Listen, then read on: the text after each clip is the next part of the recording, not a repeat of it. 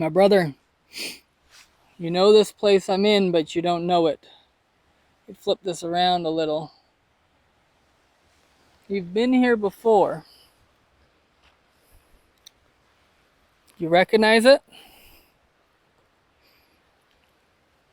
How about now?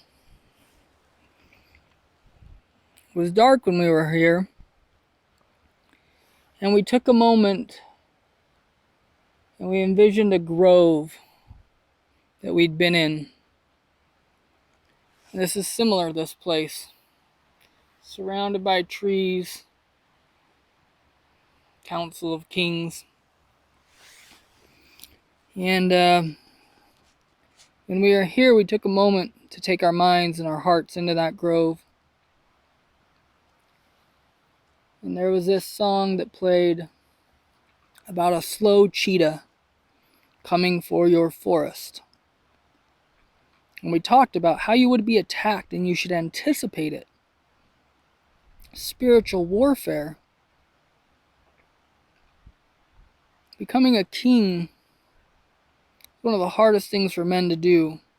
Call it society, call it the adversary. Something wants to keep you down.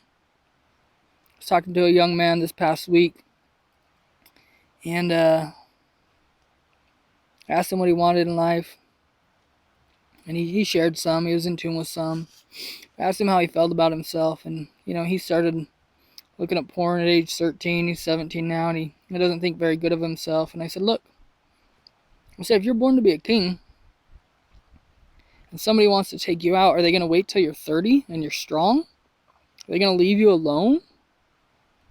Or are they going to come after you when you're 13 and try to get you lost in something? And I asked him about some of his experiences earlier in life that affected him negatively. And I said, look, if you're an adversary trying to take out a king, what are you going to try to make an 8-year-old believe? Or a 5-year-old or a 2-year-old? He said, an adversary would not want me to believe that I'm not good enough, that I'm somehow broken.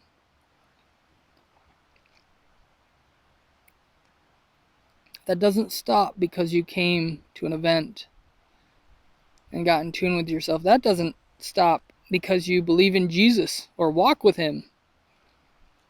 An attack will keep coming.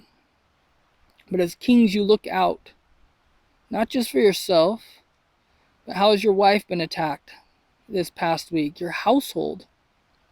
The feel there. Has that been attacked with anger, stress, busyness? Just going along with the day-to-day stuff. You made a commitment. You even went further than that. You remember? You went further than a commitment. You consecrated yourself to a purpose. To your purpose. Double down. Don't be surprised if you've had some disconnect. I did a couple days in. But I reconnected to myself. Repaired, reconnected to my wife. And more I'm carrying joy into my everyday life. Confidence. Love. With a deep sense of who I am and what I'm capable of.